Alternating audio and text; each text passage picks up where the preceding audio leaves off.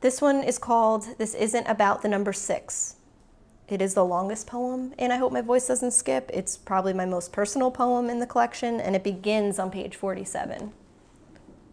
6 weeks before you died, we sat together. You were sad and I was mad, but we managed to laugh and joke about our crazy mothers.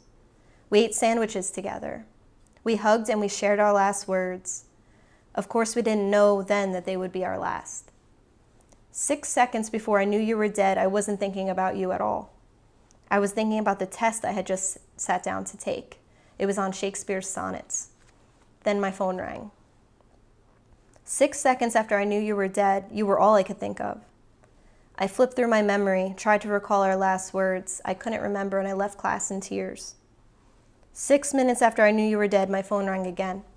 It was my mother, frustrated with my father for telling me about you before I got home.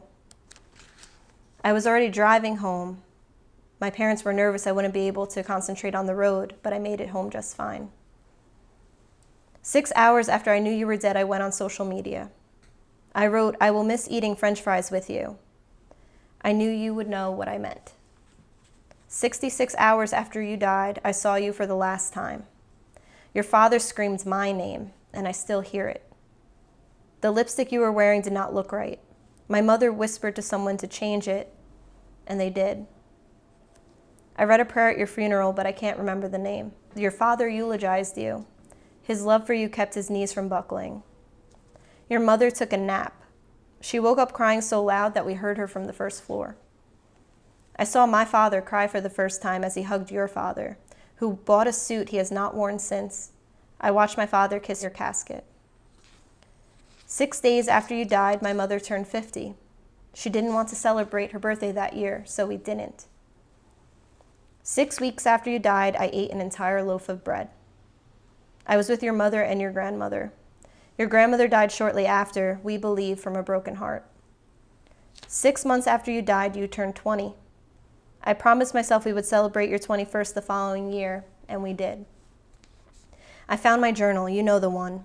I turned to the last page and found I had recorded our last words. I'll see you later.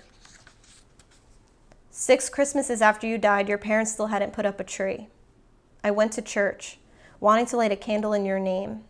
2 times the candle wouldn't light. Very funny, I exclaimed to the ceiling and to you. On the 3rd attempt, that candle sparked, and I smiled.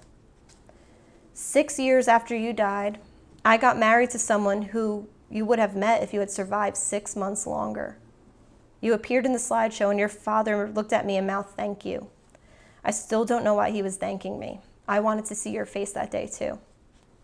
600 weeks after you died, I am having dinner with your sister. We discuss if losing you has made us stronger.